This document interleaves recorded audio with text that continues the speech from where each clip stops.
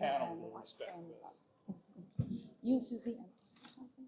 I should remember. It's a great name.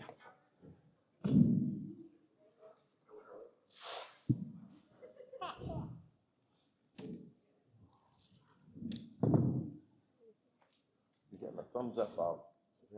Yes, all right.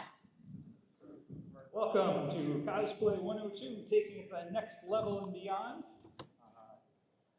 If you missed our 101, bringing our dreams to life yesterday, well, we're going to cover a little bit of material, but we're going to go a lot deeper. We're going to get into the things that really allow you to step up to some pretty fabulous outfits. So I am your moderator. I'm Bob Mogg. We'll do 30-second intros, thank you. And I come from a historical costuming background, but obviously, like so many of us, I've gone to the dark side and gone very Star Wars the last few years. Yes. Catherine. I'm Catherine Fisher, and I do have a background in, my degree is actually in fashion design and production, but it's not what you know, it's who you know in the business, and I didn't know anybody, so that's not what I do for a living. I just do it for fun and sometimes a little profit. I met Bob through the San Diego Costumers Guild. I met Brendan, Annika, Nathan through the San Diego Star Society, and Ayla through Nathan, and I'm just so happy and proud to be here with these awesome costumers to talk to you about taking your costumes to the next level. Brendan. Fabulous. My name is Brendan Prout. This is my 41st year at Comic-Con. I am been around here for a bit. I've been cosplaying for about 25 years. I'm a member of the 501st, Rebel Legion, San Diego Star Wars Society. I'm a droid builder. I'm also an author in the industry. I'm one of the co-authors of Superhero Grief, The Transformative Power of Loss. I'm a mental health professional working for the Navy full-time across the bay at Naval Base Coronado, overseeing some mental health programs for our sailors and their families. And I'm a pastor. Now, you can't tell I'm a giant nerd, so I do a lot of different cosplays, mostly Star Wars, but I do delve into a lot of other fandoms as well. Hi there, I'm Annika. I am his daughter. I have been cosplaying against my will since I was 6 months old. And by choice, how long? And by choice since I was 2. That was my say. So I've been cosplaying a long time. I got into doing Mandalorians about 6 years ago, I want to say. Something like that. And I've been doing that since. I mostly do Mandos. Sometimes I'll do like anime characters, other stuff like that. Usually work with Sintra, but as you can see, this is 3D printed, so. Hi, my name is Ayla Fox. I've been creating costumes for as long as I can remember. Started off in the fantasy genre, fairies, mermaids, princesses and queens. I play Mary Queen of Scots for some of the Northern California Renaissance fairs, and then got into steampunk. I created a steampunk fairy who's an environmental crime fighter, and that kind of led me into the Star Wars steampunk universe, where I met my buddy Nathan, coming on 11 or more years ago now. Yeah, right. Yeah, 10 years. And then we started getting more and more into Star Wars. And he got me on a recent fan film that we're working on called A Civil War with our director, Scott Wynn, who actually is here. And the Star Wars community is just such an amazing, welcoming place that I've just really found a home here, and have been expanding my skills, doing more and more Mandos. I do a Twi'lek and some Jedi. So yeah, happy to be here. Nathan Seekerman. Let's see, Instagram is @CappedSeekerman. And my build page is Seeker Design Group. So let's see, background is USC film student, did the producer program, went into the film industry for a couple years, switched out to advertising, and really the thing I loved about the entertainment industry experience was the prop shop. So about 10 years ago, I decided I would finally do some of my own cosplay building, and from there started a business, and now do full kits on commission. And Ayla today is wearing one that I printed, but she did all the paintwork. Yes, I am the model for Seeker Design Group here. So we're going to talk about, different kinds of materials, but my background is really focusing more on 3D print and CAD design.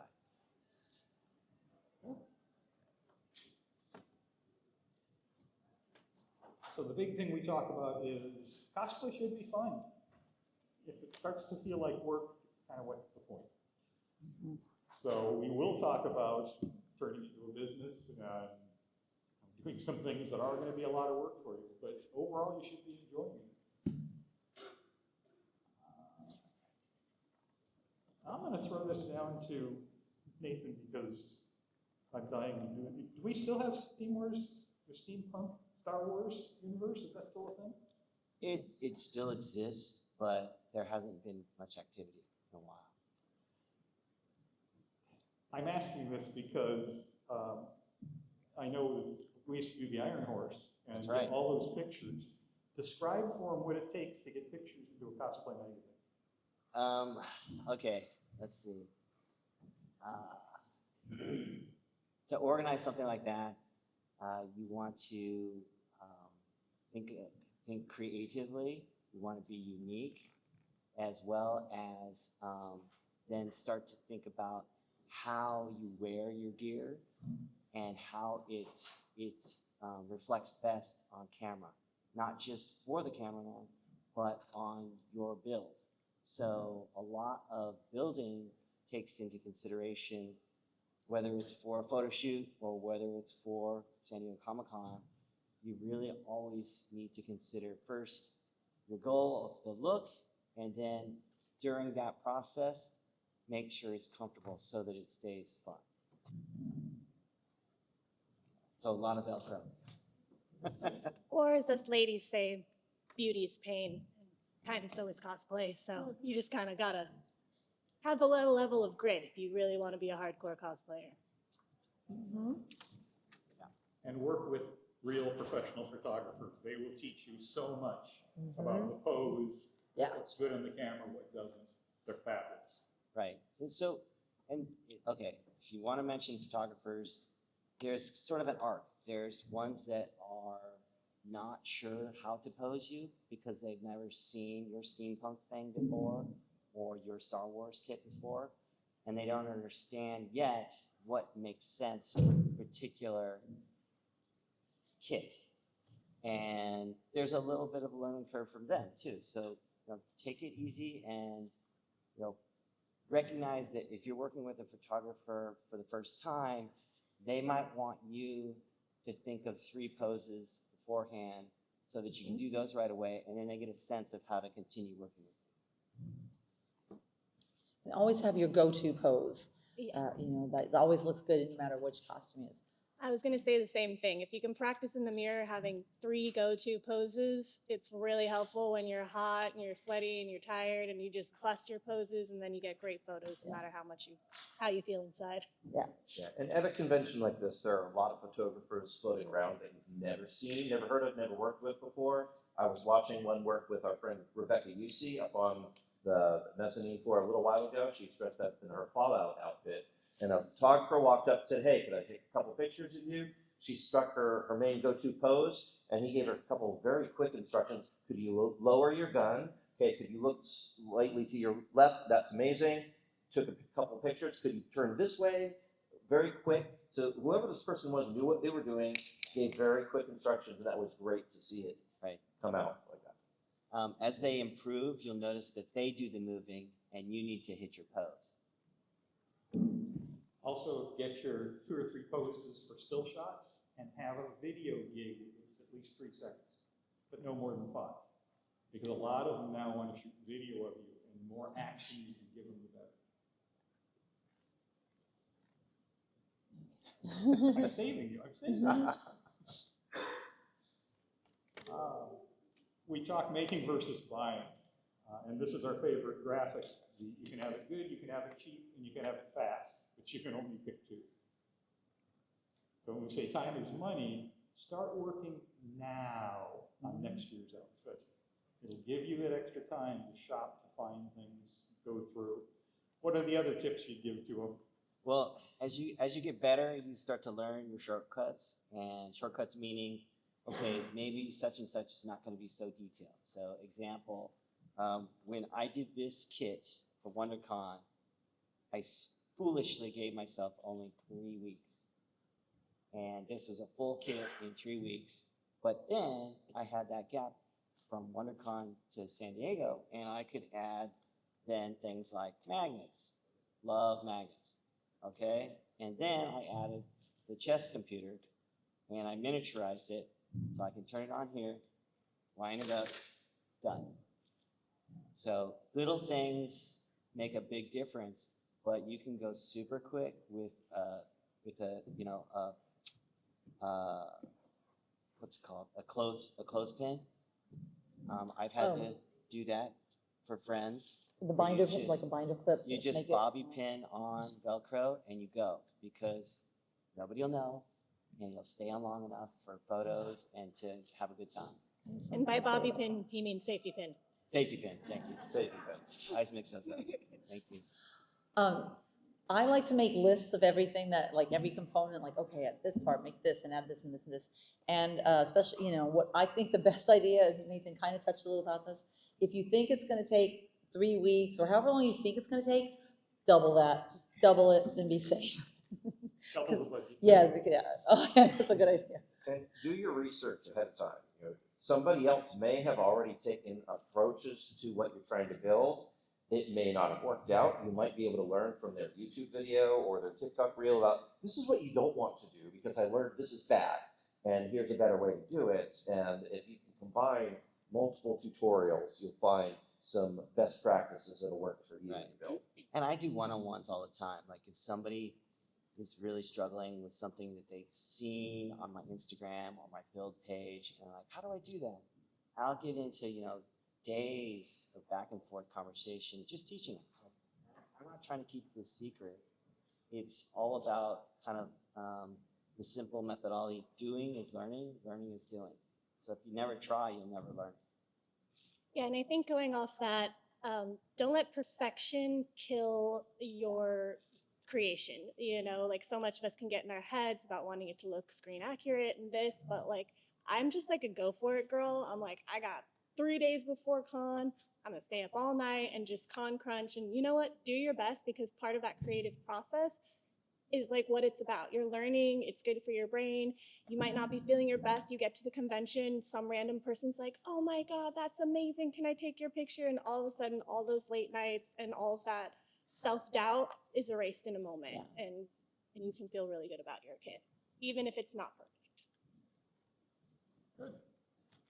Don't feel, and if you're having a stumbling block on something, don't feel bad if you have to just like put it away for a while, just walk away and work on something else. You know, kind of give it some time, and then you can approach it later on with fresh eyes.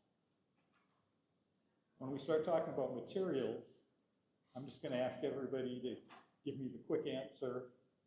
If you can pack it into 15 seconds, what's your favorite material to work with and why? Okay.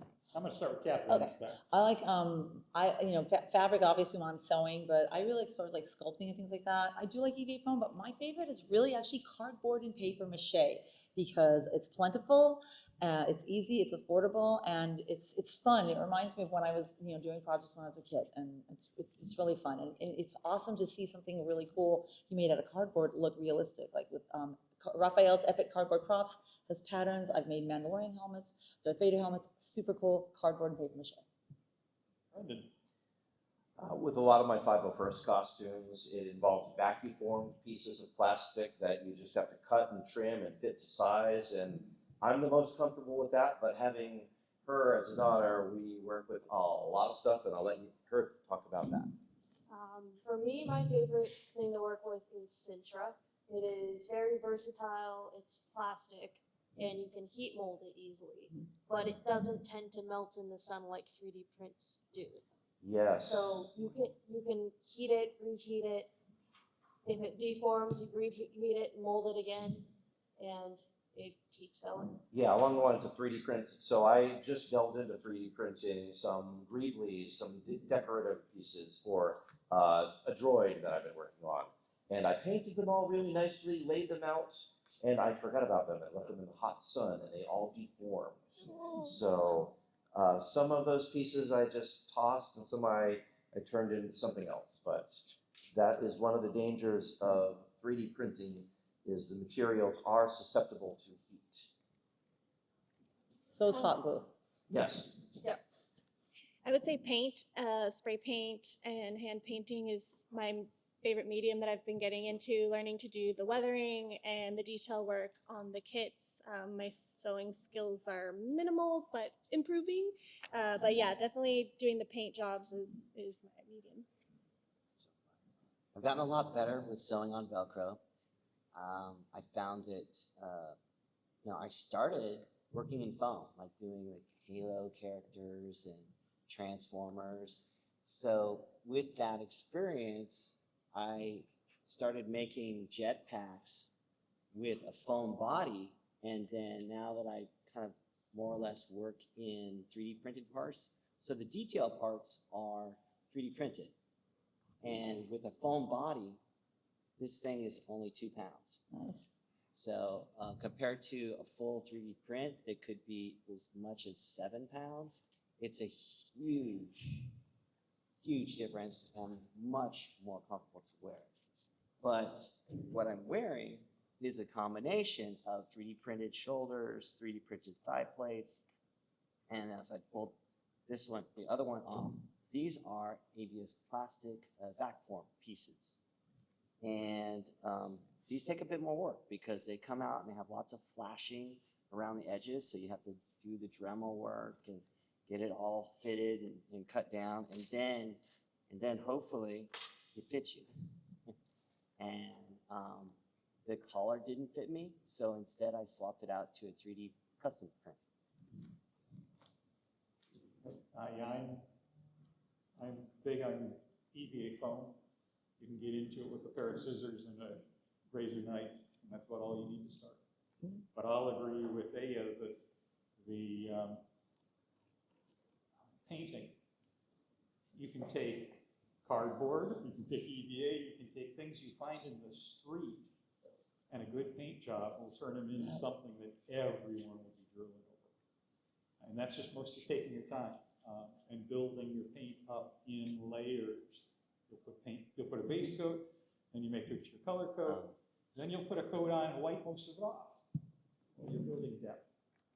Right. Mhm. And one big tip I've come to realize with paint, and a lot of people, when they start to paint, don't hear this simple tip. Do light, thin coats for every layer. And so what I'm wearing, actually, all the pieces, they started out with filler primer so that I could get it like really smooth and it could be a really good base layer for adhesion to the rest of the colors. And my first color after gray filler primer is actually black, and just really thin black. And then the next is whatever I want the chipping to be. So it might be granite, it might be titanium, or it might be a chrome because I want you really bright. Like this one's a cloth, so it's really bright. At that point is it's called the subtractive method, and you add latex. That's your chipping patterns. You do latex. There's Humbrol, there's the face paint latex. There's lots of brands. All of them do the same job, which is to let you cover that silver so that at the end you take it off. Now, I always do my patterns color next. So I did the gray, which is actually like a dark gray. Then I put down stencils, and again, thin coats. That's all you need. And then was the brick red, thin coat. And it looks super bright. And then all of a sudden, you do weathering with what I've come to like better than past is a mix of oil, black oil paint, and a gel. And you rub it on with a paper towel because you can rub it off and you can leave it in streaks. So you have this pattern, and then you have a nice oily look for Mando stuff. But you have to remember the last step is you have to seal it with a clear coat, a matte clear coat. So I just named a lot of layers, but just remember each layer has to be thin. Yeah, and if you've been beginning with spray paint like I was, I'm not very good at YouTubing and looking things up. I'm just a go for it girl. Look up how to spray paint. You think it's like a hold and spray. There's many layers actually to depth and layers and whatnot. And also another favorite is frog tape. Having the right tape when you're taping, because if you leave different tape too long, it leaves a residue. Same with the latex. If you put the latex on and you leave it for more than a couple days, like that is sticky and a lot harder to get off your kit. So like knowing about the timing of each material can be very helpful. As you can tell, everybody up here could do a 3-day class in any question or duration. There's a lot of depth. That's why it's good to be able to get onto the internet. But also just talk to people. If you see somebody here at Comic-Con who has something, wow, how'd you do that? If you say that, be prepared to stand there for 15 minutes as they walk you through every step. Sorry. Okay, we've been talking about where do you go online for these. So we listed the fast, easy, obvious ones up here on the chart. Anybody got an absolute gotta have go-to? You know, I find like a broad range research place go-to. It's just easy to give you ideas. Is Etsy. Just look on Etsy. I mean, the makers named here are fantastic. I mean, but they also include downloadable patterns, and that's the really big benefit of going and using those. Like Evil Ted, I worked with him years ago with Digital Domain. He's a great guy. He's super great. Nice. And you know, huge fan of I always say it wrong. Annika, you say it. Kamui. Kamui? Kamui? Thank Oh you. yeah, Kamui cosplay. So yeah, Etsy is just that easy go-to. Have a look, you know, describe what you're looking for, or even just do a Google search because it'll probably drive you to Etsy.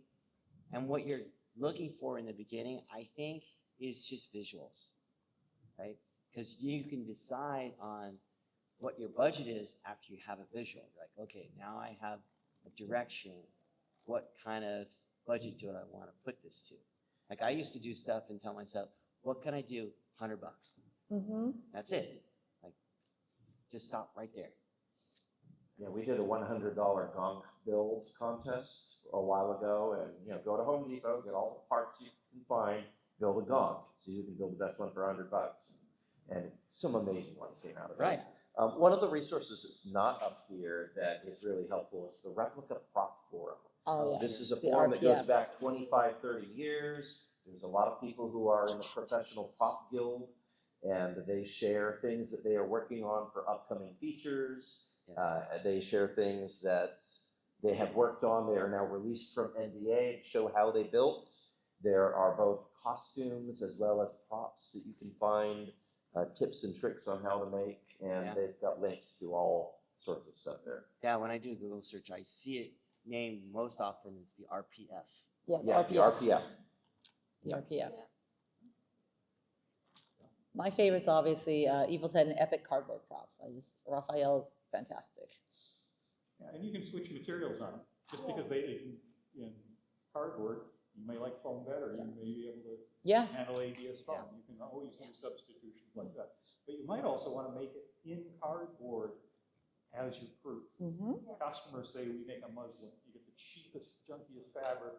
You make one, you make all of your changes and use that as a pattern for your final. And Raphael, oh, go ahead, Annika. My Nendo started in cardboard. My first one That's right. was cardboard and spray paint from Walmart. And it was flat. And then like a cheap, like $20 Hasbro helmet. Definitely start cheap and work your way up as you're learning the materials. It's so funny you say that. I was upside down or backwards. I did one of these as a full 3D print, and then I measured it and created patterns to do it in foam. Yeah. And you can, like Annika said, you can use the cardboard. She made her armor about that. I use that for patterns all the time.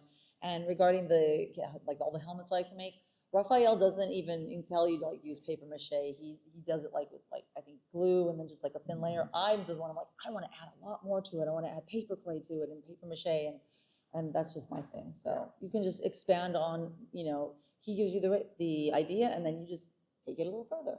Also, a big fan of upcycling stuff. Yes. So I've got totes of these things we call breebries. They are the little detail pieces you stick onto props and pieces of costumes. And, oh, my toaster broke. I'm going to throw that away. First, I'm going to take it apart and see what cool little bits I can save out of that. The car broke. I'm going to save that old oxygen sensor, spark plug, and cut it apart and use it for random parts on props. So we've got totes and totes of little, this is an interesting looking thing. I bet if I painted that, I could use that on a droid. I could use that on a gauntlet. I could use that as a detail piece on a jetpack. You know you've been doing this for a while when you have a bucket full of those. Multiple totes of breebries. Yes. Yeah, and We're all Friends there. bring you bags of that stuff. Yes. I thought you'd like this. Well, when you get more in community and you get to know other cosplayers too, it's great because then you can ask, does anybody have a piece of black styrene plastic about yay big? And somebody go, oh yeah, I'll bring it to you. Yeah, and also like I know Amazon is like quick and cheap and easy and dirty, but like it's not original. There's 100 million other people who bought that Amazon thing, and like I feel like if you're really trying to make a kit look unique, take the time to go to the thrift store, do some hunting. Like you'll feel much more your primal instincts of the hunter gatherer find will be much more triggered, and the joy will be that much more real, and your kit will be that much more original when you go away from just like the easy mainstream. I'm also an environmentalist, even though I'm wearing plastic. So like I always try and consider the environmental factors that come along with cosplay. And a great source for leather is whenever somebody you see an ad like free leather couch, get it, harvest all that leather, and, Oh, yeah. and you can make so many things with it. Oh, I yeah. save a lot of money. I currently have an old couch frame in the back of my truck that I went and harvested all this awesome black leather off of, and now I got to dispose of the frame. I've done that same thing with like old leather jackets. Yeah. That like the I've made Goodwill's like, jackets oh, and this is only $5. I'm like, that's mine. Yep. Because I'm gonna cut that thing up. Yeah, and I feel like another aspect of quality kit is fabric. Like polyester is easy and cheap and whatever. It's also very hot and sweaty, and like it looks like plastic. Whereas if you're wearing something from the thrift store that's cotton or linen or whatever, it looks more real. It's organic, it's authentic. Yeah, sure. Poly blends are like polycon is a better way to do it. And like Ayla said, upcycling, going to a thrift store. I like to buy things that are like extra large, and then I trim it down to whatever size I need to do it. And the pride of making it yourself, there's stuff you can buy. Like I could have purchased this armor already made by several suppliers that make this, some on Etsy, some on, but I wanted the kit. I wanted to be able to say, no, I put in the time and made this myself. Right. And so I did. And it took me a year to build what probably somebody like Nathan would build in about 4 hours. No, those things take me a month. I've done Okay. it enough times. I know it's a month every time. But you can buy some of this stuff that is already built by people who do it professionally, and there's no shame in that. Is it a great costume? Do you like wearing it? Does it make you feel good? Thumbs up. Yeah, and like if you're buying from Etsy, you're supporting, or other cosplayers in the community, you're supporting other artists. Yes. Yeah.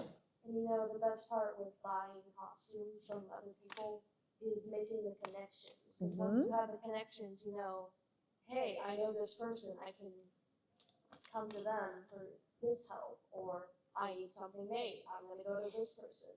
You can trade skills. Mhm. Yeah. Yeah, I feel like that's Bargaining what is cosplay's great. about. It's community. I was a great carpenter when I got into the costume guild. I traded carpentry work for clothing. It was wonderful. It's great. Yep. So we talked about supporting people. We want you to support the kids who are out there cosplaying. And I was looking out here, and I don't see any. Stand up! Now, isn't this a great opportunity? Woo! This is what we want. And she was at 101 yesterday. Yay! Encourage them. It's a wonderful thing, and when they come up and go, why don't you build that? They want to build it. So definitely. Annika, how young do you think you should start cosplaying kids? 6 months. If you start them young, they're gonna want to do it their whole life. That's true. But I would say, like, as far as them choosing their own costumes, like, definitely not, like, I would say personally, like, 4 or 5, so that they really have that input and they're gonna build those memories. Yeah. Like, a lot of the cosplaying that was done before I was 5, I don't remember anything. But, like, kids have very creative ideas, especially while they're younger. And you want to encourage those and keep them going. So there was, when she was 4, she came to Comic-Con and she saw a group of Disney princesses that were going as a cosplay group. And she thought, before the next Comic-Con, I want to join them. What they need is a fairy zookeeper to take care of their magical animals. So she dressed herself as such and found this group of Disney princesses the next year, and they got it. It was instant, oh, are you our fairy zookeeper? Come with us. And they're like, can we borrow her? Can she come with us? And they just tribed up. It was great. We're going to need that picture for next year's panel. I need a picture of that for next year's panel for the We kids. got it. Just to mention this term, what I've learned that's called is convention family or con fam. And that was like a beginning story for you. It's really cool. Origin story. Okay, show of hands. Who prefers to do original designs? Who prefers to do recreations? Who does both? That's it. I think these are perfect pictures for it because it points out several things. Animators may not have a notion of what it's like to turn that into real clothing. Okay? Green jacket became a leather jacket, which seems better. It strikes that thing. The other one is nobody is shaped like an anime cat. You've got to make a lot of decisions. My yesterday's outfit was based on a Lego minifig. You're making a lot of guesses and things, and people may get it, they may not. But those are the decisions you want to make. And just because you're recreating, do you have to keep it exactly like it was on the screen? Only if it's for a certain group. Like with Brendan, he's in the 501st, that has to be as screen accurate as possible. I'm not in any of that stuff, so I can take a little artistic liberty here and there. You know, like, yeah, if you're not going for, like, approval, definitely modify things that are going to make you uncomfortable Yes. for the rest of the convention. I've made the mistake of, like, doing recreations, but doing it in such a manner that I am hot, I'm sweaty, I don't have pockets. Pockets are a big thing. You need pockets or a pouch or something to carry your stuff. At the bare minimum. Or a handler. Or a handler, yes. If you have a mask on, or you are very Right. vulnerable. So I became a member of 501st and the Mando Mercs to learn the rules, and then as soon as those kits were approved, then I learned how to break all those Yeah, rules. that's Because Nathan. you're like, where do I put my phone? That's Well, Nathan. you gotta figure out how to hide a phone pouch in your gear. Where do I put my key card to my hotel room? Like, because again, there's logical hiding places, and then there's, desperate stick it in your boot hiding places, which is hard to get to. Yeah, and I would say, like, with when I was in art school, of course they encourage you to do your own work, but they always make you do a recreation of a master's piece to learn how to do the techniques, and for various reasons. I myself, my perfectionist, has a hard time doing recreations because it's just never perfect enough for me. But when I did my first kit, which was a Sabine Wren, I learned so much attempting the recreation that then I was able to later apply to my OC characters. That was very helpful.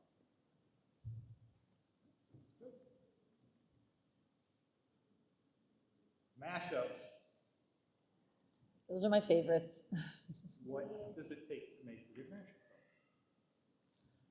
I think 2 recognizable fandoms or properties. Like, there's Chewbacca, obviously, but he's dressed like the Beast, and we've got Belle like Princess Leia. So I think that's that's like such a cool thing. The Mandalorian, Annika and I saw these backstage of the Masquerade. That those are the Moana Mandalorians, and they were fantastic. So cool. Yeah, you'll find when you do mashups, sometimes you'll hit it perfectly and everybody gets it and they're just rolling in the aisles. Sometimes they'll get one part of it, maybe not the other. And that again is, go and edit it. Punch up that thing. Yeah, My Star Wars Obi-Wan with the brown bowler giving the nod to the hood, nobody got it. Changing to the hood, everybody got it. So keep trying things. That's why you reach that point on a build, you're about maybe 80–90% through, you're done, and you're disappointed. Put it on, go to an event. People will amaze you. They'll, oh, that's so great, that's so wonderful. Oh, and they get you all excited so you can push through to the next 20–30%. Yeah, when I did my Cookie Monster Stormtrooper and I walked around with the sign saying the dark side lied, they don't have cookies. That was I made the decision the night before. I'm like, oh, I could do my Cookie Monster head on this. Let's have fun with it. I'll just make the sign real quick. And then got like 1.2 million views on Reddit the next day from, got interviewed by Will Wheaton. It was fun, but it was something at very, very last minute threw together. And then from that, a whole bunch of people said, you know what? We could do legit Muppet versions of these processes. There's now a whole Muppet squad in the 501st that do these really, really great Muppet screen accurate crossover versions. And now they're wanting me to like up my game with the Cookie Monster and bring it back. We'll work on it. Better. So yeah, it's, you never know what you're going to spin off with that, but super fun. Some of the fandom crossovers, you like both. So why not mash them up together? Like a couple years ago, I did Slytherin Mandalorian, and that was a big hit. Yep. It's pretty fun. Into the Harry Potter photo shoot for the first time in years. You know, way back in the day, you did a Princess Twilight Sparkle Master Chief from Halo. So yeah. And likewise, you can add in seasonal elements.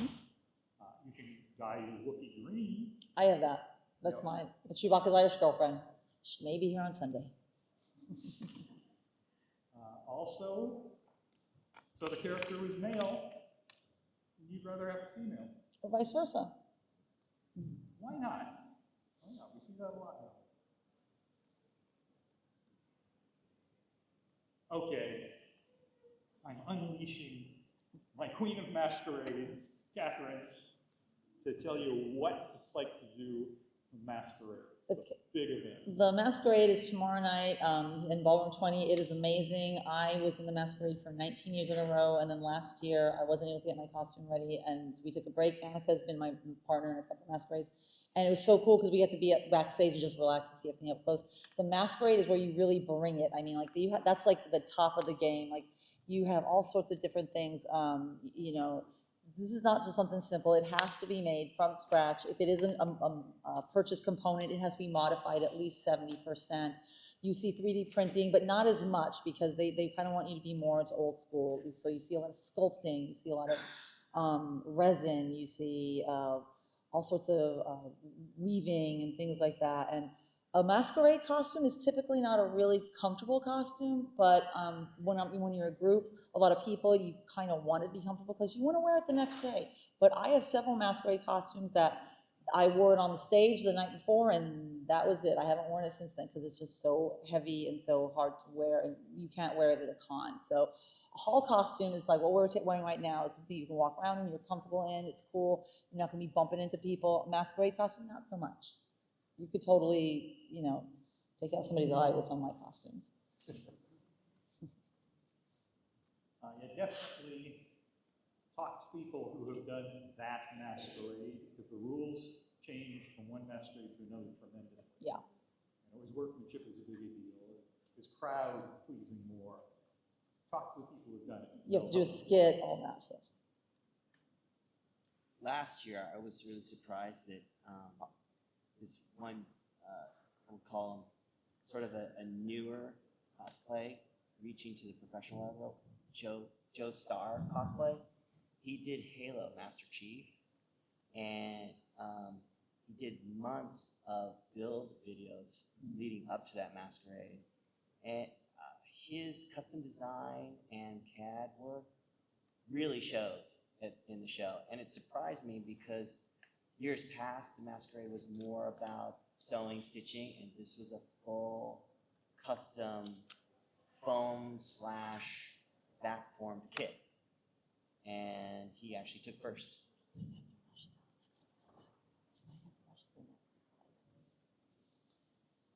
Okay, couples and groups as cosplay can be real effective, can be herding cats. Those are the same trade-offs we talk about. Yeah, it's a lot of fun. But when you travel in a group, you really make a statement and you feel really cool. We at WonderCon did the Screen. Mandalorians. Oh, here they are. And I think there was 9 of us. Our friend Sean, making a Mando, wanted to recreate the scene with Obi-Wan Kenobi and Satine Kryze Oh, and the Mandalorian backup dance crew.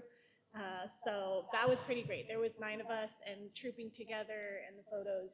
It was really a blast. But referencing couple cosplay, that's essentially what this is. These are based on the new animated Mandalorian series. And so that's why horns on both of these. This is actually Ahsoka's Super Commando, and that is the Sabine Wren helmet converted with Mandalorian spikes. And then she did all of her custom paint choices when we agreed on 3 colors and just go to town from there. Okay, lightning round. Best tip for hall costume. Best tip for hall costume. Make sure it fits you. If it doesn't fit you and it's big and sloppy, it will show in your movement. So make sure it fits. And during that process, it should be comfortable. Make sure you can use the restroom. Yes. Pockets are completely necessary. Or even if it's just one pocket for your phone. You need it. Trust me. Never swim alone, penguin credo. Always tribe up, safety in numbers. If you don't have a handler, get a handler. But if you absolutely can't, don't go alone. Go with somebody else in costume that can keep eyes on you. Comfortable shoes and be able to drink, stay hydrated. When I wear my Wookiee costumes, I have it so that I can rig a straw so I can still drink water with my mask on. Masks and helmets. That little inset picture, that was my view of Comic-Con when I wore my dive suit. Oh yeah. So it's a trade-off. It's a trade-off. Okay, quick mention, figure out a fan system in a helmet. That's a big help. For helmets, You yeah. can see it from that far away, sorry.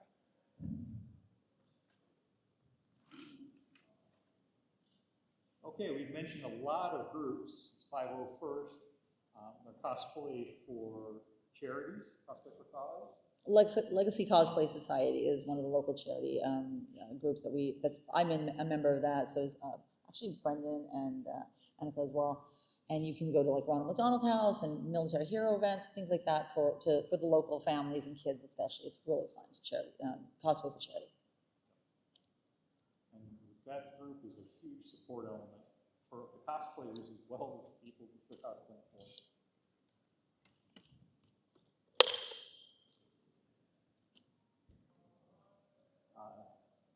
We've talked about all of these. Go to those conventions, talk to people. Network. Meetups. A few of the local groups, and most of us are in multiple groups. Yeah. Right. All of them. We cross-pollinate. Yes. The most important part. Most important part, we want to have fun. That's a lot of stuff, and we Yeah. scratch the surface. I'd like to take a couple of questions. Officer. I live in downtown. I am space challenged. A 721 square feet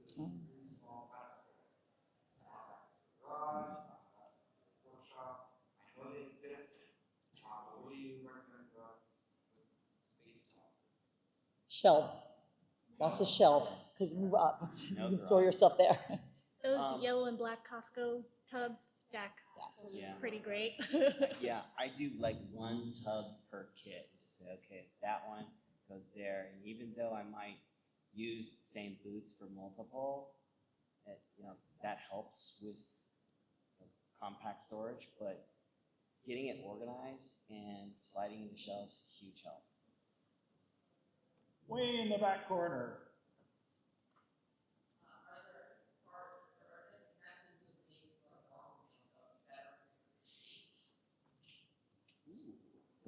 Is there any different methods to making different shapes? That's a really custom thing. So it ranges on what's your background. Like, are you a buyer or are you a builder, right? So if you're a buyer, it's really fun to shop on Etsy. And then maybe if you're a buyer builder, which I would put myself in that category, I try to buy an STL over having to do it from scratch. I do that when I have to. And so during that process, you learn scaling. Like, okay, you bought I'm guessing from here you're about 5'6", and most stuff 5'9". And most stuff is built for the average guy that's 6 foot. So you want to scale yours to like maybe 95%. And then you go and print that. The other thing is maybe look at something, and Annika was talking about this, is you could do it out of foam as a practice, or cardboard, to get yourself like started. Yeah, I know. One thing I do for templates as far as armor is have someone help you wrap yourself in saran wrap and duct tape, gaffer's tape, and you can Sharpie on templates. And that'll give you like a good scale as far as that. To your actual body. To your actual body. And you can also use foil and duct tape. I did that once. I don't know why I was having the hardest time trying to make a gauntlet for me. And then I saw a show and they wrapped a whole shark in foil and they made a pattern that way. So I just wrapped my arm with that and cut it apart, and it came with the perfect pattern for it. So you can do that with like foil, duct tape, saran wrap, that. And I think, as Annika said, Sintra is very malleable for creating shape. Yeah, I would do, like, if you're doing like a complex piece and you don't have a 3D printer, definitely start with a Sintra base, and then you can shape using foam and foam clay. Foam clay is my favorite thing ever, actually. I've changed my mind on Sintra. You can Yeah, make so many I shapes. know there are a lot of other questions out there. We're running real close to the end, so we're gonna be outside of the room. And we here can answer lots of afterwards, and questions. we would love to talk to you and answer your questions. But we like to finish with an interesting tradition. Everyone who has a costume, come on up in front of the dais. Try not to go That's past you, the Auntie edges. Entity. Come And on If up. you've got a camera in the middle, get the pictures. We're gonna take a big group photo. Come on up. Oh my god, exquisite. Mine's a June favorite bag. This is amazing. Oh my gosh, I've never Yes. seen this one. Hey, photographers, you've got 2 whole minutes. Yes. And there are some really great costumes out there. You guys look amazing. Thank you so much for coming, but I love these costumes.